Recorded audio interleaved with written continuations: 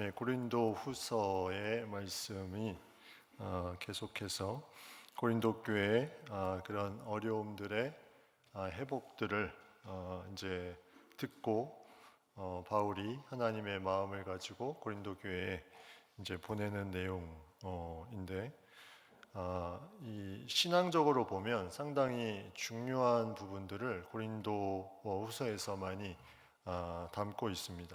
그래서 복음적이면서도 약간 종말론적인 내용들도 있고 또 그 가운데 우리가 어떠한 삶을 살아야 되는지를 명확하게 나타내는 부분들이 이 말씀 속에 있습니다. 오늘은 화목하게 하는 직분이다, 이런 이제 내용을 가지고 우리가 같이 나누기로 하는데, 먼저 8절부터 보시면 우리가 담대하여 원하는 바는 차라리 몸을 떠나 주와 함께 있는 그것이라.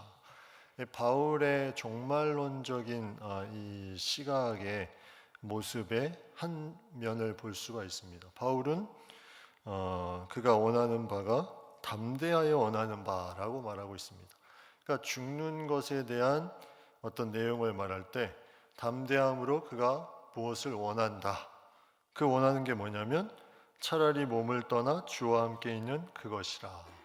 그러니까 차라리 몸을 떠난다는 것은 이 땅을 끝을 낸다는 거죠. 이 땅이 끝나고 주와 함께 영원히 거하는 그것에 대한 그가 소망하는 부분들을 말하고 있습니다. 고린도전서 15장 44절 말씀에 육의 몸으로 심고 신령한 몸으로 다시 살아나나니 육의 몸이 있은즉 또 영의 몸도 있느니라. 우리에게 육의 몸이 있고 신령한 몸으로 다시 살아난다. 여기서 말하는 신령한 몸은 이 땅에서의 몸과는 다른 몸이겠죠. 썩지 않고 또 그 가운데 흠이 없고 영광스러운 그런 몸에 대한 부분들을, 그래서 하나님과 영원히 함께 있는 그 몸, 그러니까 예수님이 부활하시고 나서의 그 부활의 몸 그대로 승천하셨죠. 그대로 승천하신 그 몸과 유사한 몸이 아닐까. 이 신령한 몸은 예수님이 부활하신 것처럼 우리도 부활하기 때문에 우리가 이 땅을 떠날 때는 예수님이 승천하신 그 몸과 비슷한 전혀 썩지 않고 영광 가운데 하나님과 함께 거하는 몸, 그것으로 인해서 바울은 그거를 소망하면서 차라리 몸을 떠나 주와 함께 있는 그것을 원한다 하고 있습니다. 이러한 마음들, 계속해서 하늘로서 오는 그런 소망을 계속해서 고백하면서 그가 완전한 하나님과 함께 거하기를 원하는 마음, 그것을 두려움 없이 두려워하지 아니하고 담대하게 원한다, 이렇게 말하고 있습니다. 담대하다는 것은 죽음에 대한 부분들을 어느 정도 초월했다, 이것을 말해주고 있죠. 바울은 이 신령한 몸에 대한 부분들을 알고 있기 때문에 계속해서 그가 이러한 부분을 통해서 하나님과 영원토록 함께 거하기를 원하는 그런 부분들이 나타나 있습니다.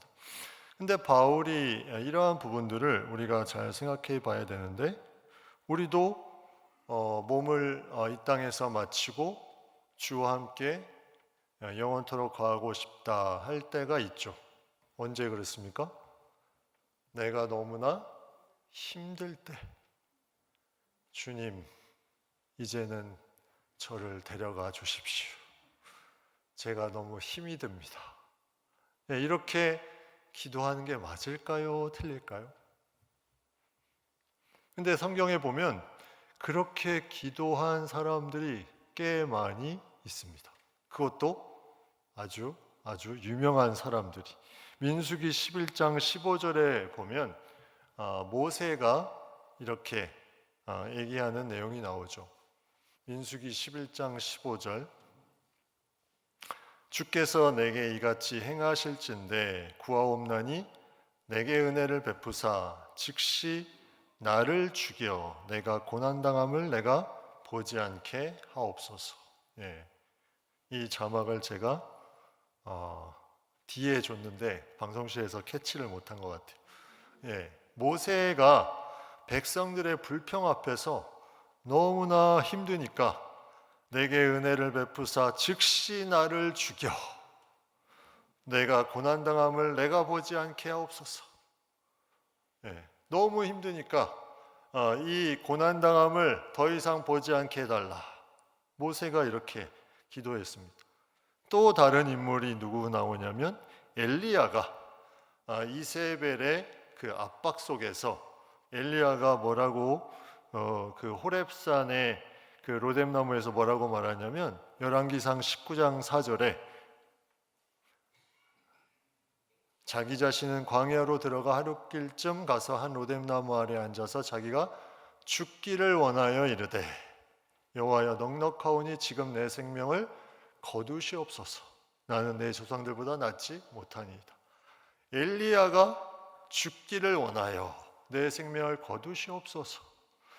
여러분 이게 좋은 부분의 기도일까요? 이거는 모세도 그렇고 엘리야도 그렇고 또 욥도 그랬죠. 욥은 자신의 생일을 막 저주하면서 그 고난 가운데 예레미야도 그랬고, 그러니까 그냥 일반적인 사람이 죽기를 구한 것이 아니라 위대한 성경의 인물들이 죽기를 구하며 간구했을 때 하나님은 그 중심을 아시죠.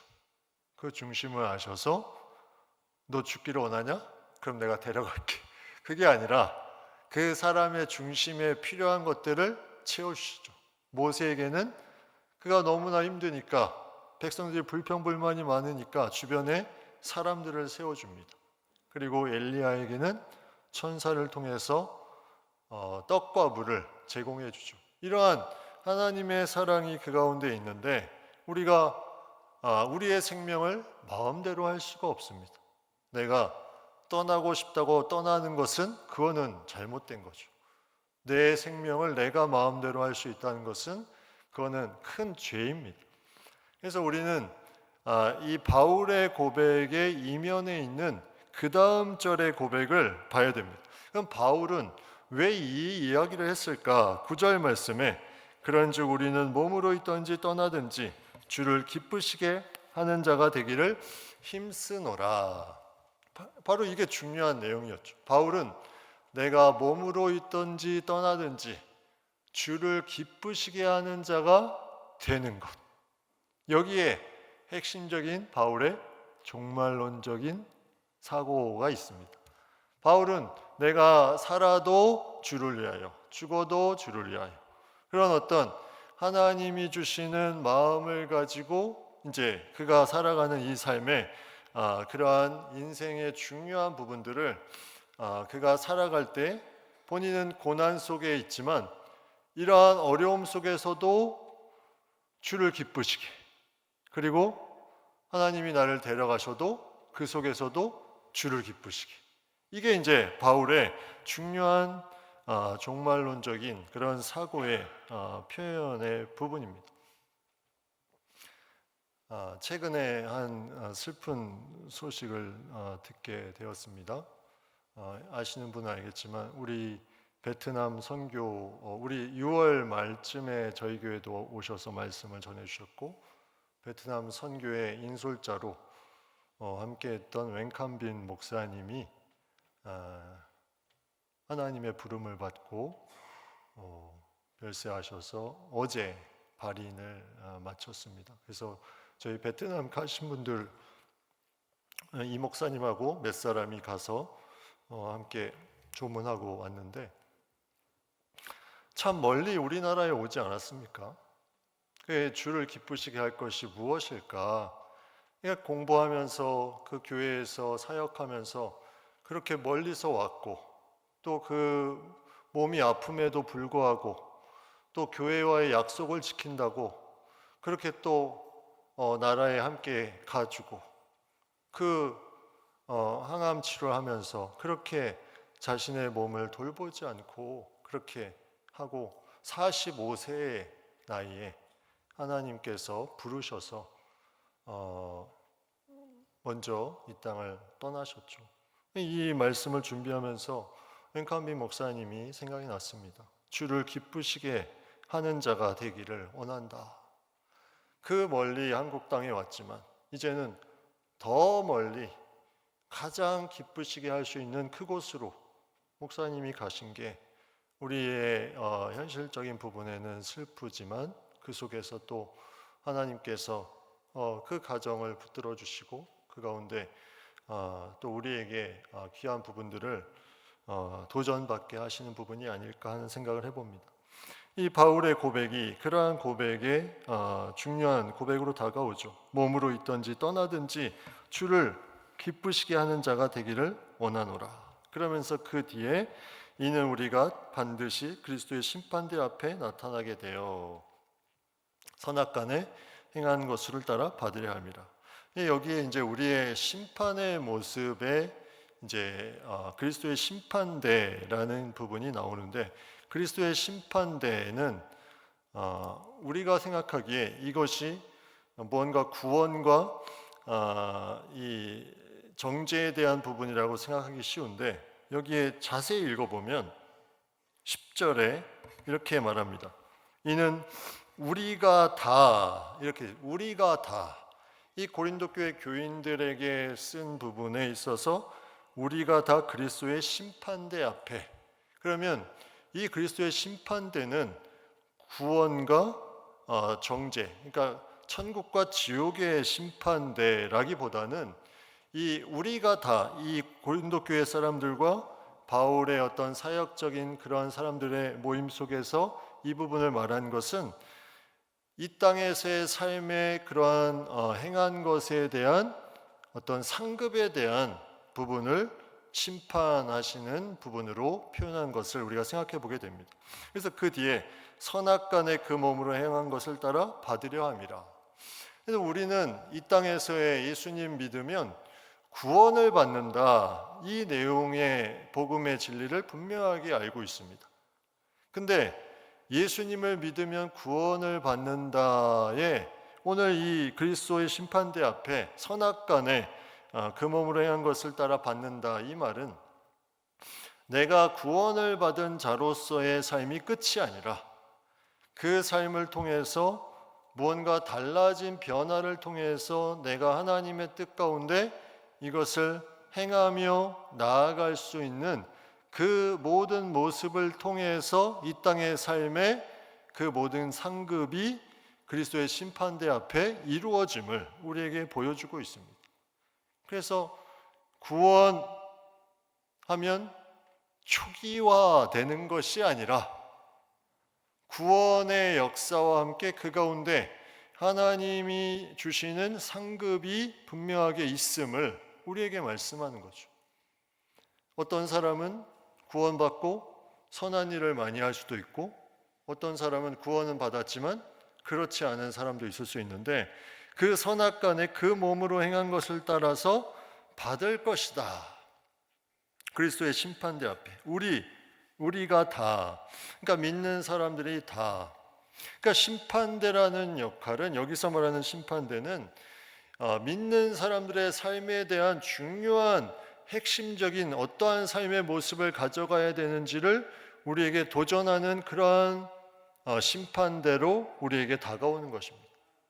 이거는 구원받는 자, 생명책에 올라가는 자, 그렇지 않는 자의 그러한 심판이 아니라 하나님의 백성으로서의 그러한 삶의 모습, 우리가 다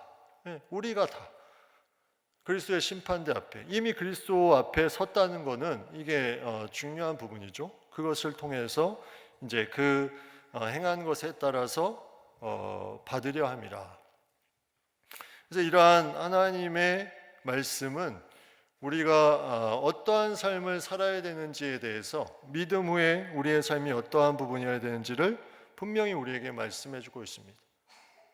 내가 예수님 믿어서 천국에 간다. 교회 안 다니는 사람 중에 40% 정도가 통계적으로 이 마음을 가지고 있다고 해요. 나는 지금 교회는 안 나가지만 예수님을 믿기 때문에 천국에 간다. 그 통계적으로 목회 데이터 연구소에서 발표한 자료를 보니까 그 가나안 교인들이 그렇게 자기는 교회는 안 나가지만 천국은 간다. 이렇게 얘기를 하고 있다는 거예요. 그러니까 그 부분에 대해서 그 누가 거기에 대해서 뭐라고 할 수는 없어요. 그러나 그 선악간의 그 삶의 모습에 어떠한 부분에 그러한 그리스도의 심판대에서 그들이 그러한 모습을 통해서 무언가를 얘기할 수 있는 그 부분은 과연 제대로 얘기를 할 수 있을까? 이 부분은 의문이 되는 거죠. 예배에 대한 부분을 명확하게 하나님을 경외하지 않고 내가 믿음으로 구원을 받았다 하는 부분이 과연 어느 정도까지 심판대 앞에서 이것이 통할 것인가? 이것은 우리가 한번 생각을 해봐야 되는 부분입니다. 주님께서 이러한 심판대의 어떤 과정 속에서 우리에게 주는 그러한 부분들을 통해서 내가 계속해서 하나님을 더 깊이 만나고 하나님께서 원하시는 삶을 살아갈 수 있다는 것이 이 말씀에 우리에게 도전을 주는 그러한 부분임을 우리가 생각해 보게 됩니다. 심판대의 역할은 그러한 부분에 있다는 거죠. 생명책에 올라가냐 그렇지 않냐도 있지만 내가 그리스도인으로서의 어떠한 삶을 살아가느냐 이 부분에 대해서도 중요한 하나의 이제 중심을 우리에게 알려주는 부분들을 우리에게 주고 있습니다. 그래서 오늘 말씀에는 그러한 심판대 앞에서 너희는 이제 어떠한 존재로 살아가야 되느냐 이것을 얘기하죠. 어떠한 존재? 바로 11절부터 계속해서 이제 등장하는 그 모습인데 그게 바로 화목하게 하는 직분이다. 화목하게 하는 직분. 먼저 이 화목하게 하는 직분, 이것은 우리의 삶에 있어서의 화목함에 대한 부분들을 먼저 알아야죠. 우리는 먼저 예수 그리스도를 통해서 하나님과 화목하게 되었습니다. 이제 하나님과 화목하게 된 모든 순간을 통해서 우리가 이제는 그 화목함을 통해서 우리가 그리스도를 대신하여 20절에 보면 이렇게 나옵니다. 우리가 그리스도를 대신하여 사신이 되어 하나님이 우리를 통하여 너희를 권면하시는 것 같이 그리스도를 대신하여 간청하노니 너희는 하나님과 화목하라. 자, 예수님이 우리를 위해서 이 땅에 오셔서 우리를 하나님과 화목하게 하시고 이제 우리가 그리스도를 대신하여 사람에게 나아가서 그 사람이 하나님과 화목할 수 있도록 그렇게 권면하는 역할을 우리에게 주셨다는 거죠. 그래서 이것을 우리가 감당해야 되는 중요한 이 땅에서의 사명이 있다는 것입니다. 심판 때는 그러한 면에서 우리에게 계속해서 우리의 삶에 중요한 역할을 하는 거죠. 이거는 뭐 압박을 주는 것이 아니라 그것이 자연스럽게 은혜로 나타나는 부분을 우리에게 이루어지는 것을 말씀하고 있죠. 그래서 이 바울은 뭐라고 표현하냐면 14절에 보면 이렇게 표현합니다. 그리스도의 사랑이 우리를 강건하시는도다. 그리스도의 사랑이 우리를 강건하시는도다. 강건한다는 것은 붙잡아 이끌어간다. 이런 의미입니다. 그러니까 우리가 그냥 이것을 화목하게 하는 직책을 감당하는 것이 아니라 예수님의 그 사랑, 그리스도의 사랑이 우리의 인생을 붙잡아 인도하신다. 그러니까 내가 억지로 해도 할 수 없는데 그 사랑을 생각하면 내가 죽을 수밖에 없는 그러한 부분에서 다시 살아남을 통해서 그 놀라운 사랑으로 이제 내가 그 사랑에 입어서 화목하게 하는 직분을 감당하는 그러한 부분들을 우리에게 말씀하고 있죠. 그래서 우리는 이러한 부분에 있어서 내가 어떠한 삶을 살아야 되는지 우리는 명확하게 그것을 생각하며 나아가야 됩니다. 오늘 말씀은 계속 기쁘시게 하는 자, 그것이 화목하게 하는 직분. 그러면 어떻게 하는 것이 기쁘시게 하는 것이고 무엇이 화목하게 하는 것인가? 오늘 말씀에 그것을 우리에게 계속 들려주고 있죠. 주를 기쁘시게 할 것이 빛의 열매는 모든 착함과 의로움과 진실함에 있다. 여러분, 착함이 뭐예요? 착함. 이게 이제 기쁘시게 할 것의 기준이라고 볼 수 있어요. 착함은 우리가 달란트 비유에 뭐가 나옵니까? 착하고 충성된 종아, 내가 작은 것에 충성하였으니 큰 것을 내게 맡길 것이다. 착함이 뭡니까? 거기서 주인의 뜻대로 행하는 것이 착함이죠. 내 기준을 내려놓고 주인의 뜻대로 쭉 해나가는 것이 착함입니다. 이게 주를 기쁘시게 하는, 주의 뜻이 무엇일까? 계속 찾아가는 게 이게 주를 기쁘시게 하는 거죠. 두 번째, 의로움. 빛의 열매는 착함과 의로움. 의로움은 뭡니까? 의로움은 하나님의 하나님 되심을 나타내게 되는, 내가 말씀을 지키며 나아가는 그러한 삶의 모습을 말합니다. 그러니까 하나님의 뜻대로 행하는 착함과 그 하나님의 이제 말씀에 하나님 되심이 더욱더 나타나게 되는 그 의로움. 그러니까 이거는 선한 일에 대한 부분도 있을 수 있고, 또 예수님이 불의한 것을 상을 엎으신 것처럼 불의한 부분에 대해서도 나타낼 수 있어요. 하나님의 의로우심이 나타나는 그러한 부분이 기쁘시게 하는 거죠. 하나님의 의로우심이 나타나는. 그 다음에 세 번째가 진실함이다. 착함과 의로움과 진실함. 진실함은 어떠한 상황에 있어서도 거짓으로 넘어가려고 하지 않는 마음이죠.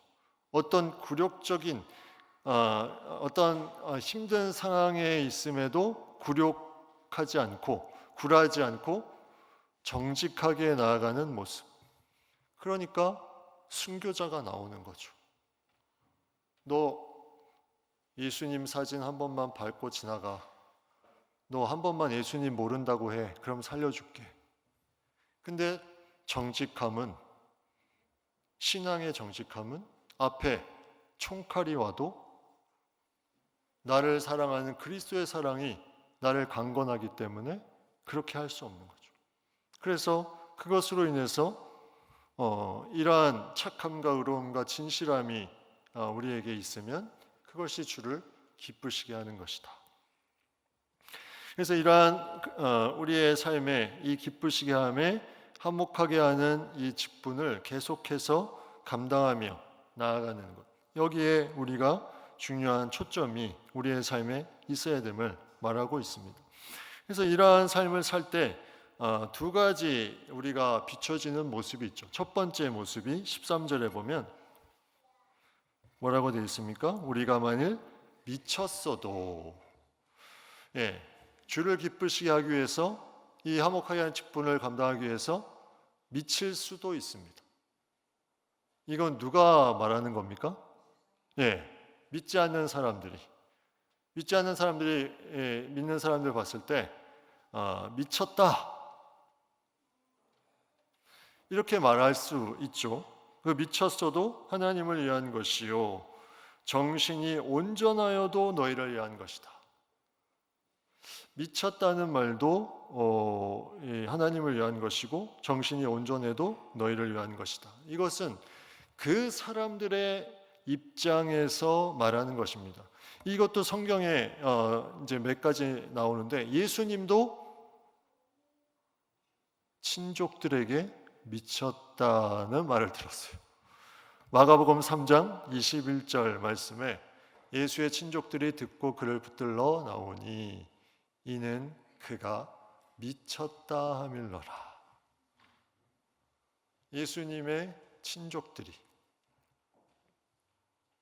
그리고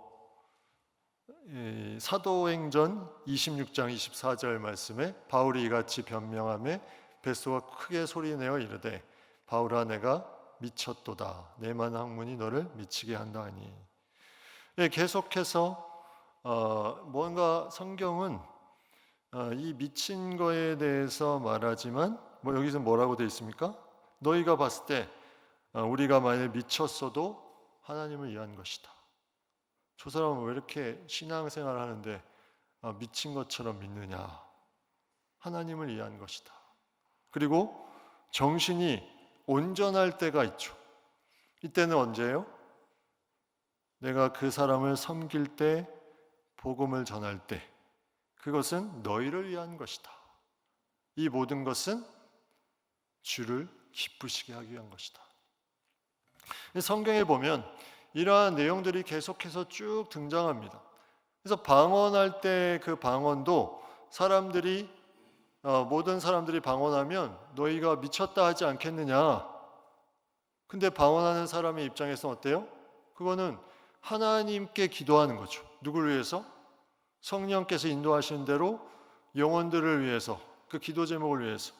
그래서 그것도 사람들은 미쳤다고 보지만 하나님을 위하여 하는 것이고, 정신이 온전하게 하는 모습, 그것도 너희를 위한 것이다. 그러니까 우리가 신앙생활하면서 이 두 가지가 명확하게 있습니다. 내가 정신이 온전해서 사람을 섬기며 복음을 전하는 것은 너희를 위한 것이고, 내가 미쳐서 뭔가 방언으로 기도하고 고난 가운데 뛰어들고 교회 열심히 하고 사람들이 보기에 미쳤다고 하는 그 모습은 하나님을 위한 것이다. 여러분, 이런 고백을 할 수 있습니까?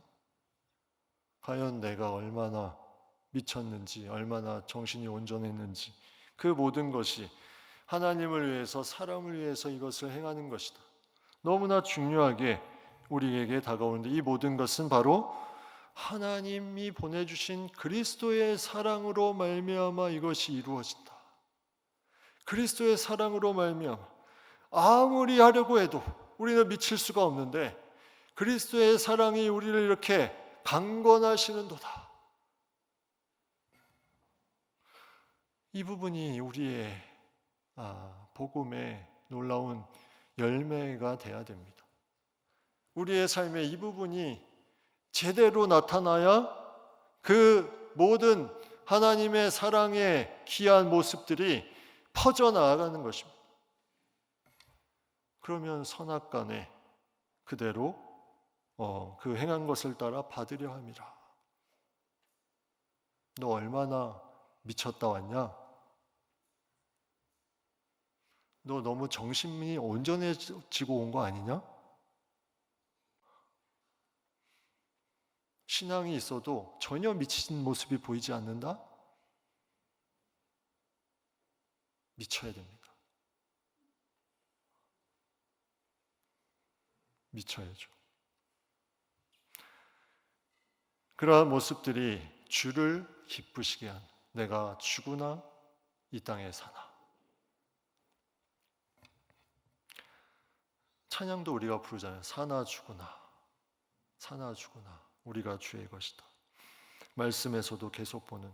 그래서 이러한 하나님의 마음을 가지고 내가 나아갈 수 있으면 그 속에서 하나님이 주시는 귀한 부분들을 내가 감당하고, 그러면 내 삶의 중요한 방향성이 점점 구체화됩니다. 왜 이것을 찾지 못할까? 삶의 방향성을 제대로 우리는 이 직분을, 주를 기쁘시게 하는 그 부분을 감당하지 않으려고 하기 때문에 방향성이 제대로 서지 않습니다. 이것은 어려운 일이죠. 어려운 일이지만 그리스도의 사랑이 있으면 자연스러워집니다. 그러니까 어려운 것이 아니라 그리스도의 사랑이 약해진 거죠. 약해진 거예요. 근데 우리는 너무나 신기하게 고난을 받으면 이 사랑이 점점 또 올라갑니다. 그래서 고난이 필요한 거예요. 고난을 받으면 이 사랑이 점점 올라가요. 그 속에서 예수님을 알아갈 수 있기 때문에. 그래서 우리는 이러한 부분에 있어서 계속 하나님이 주시는 귀한 직책, 그리고 주를 기쁘시게 하는 부분, 이 부분을 항상 생각하면서 우리가 살아갈 수 있다면 그 삶은 아름다운 모습으로 계속해서 하나님께서 분명히 이끌어 주시고 채워 주실 줄 믿습니다.